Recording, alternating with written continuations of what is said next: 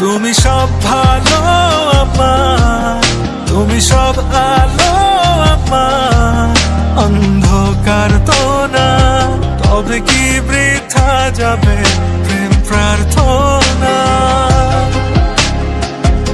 ঈশ্বর কি তোমার আমার মিলন লিখতে পারতো না?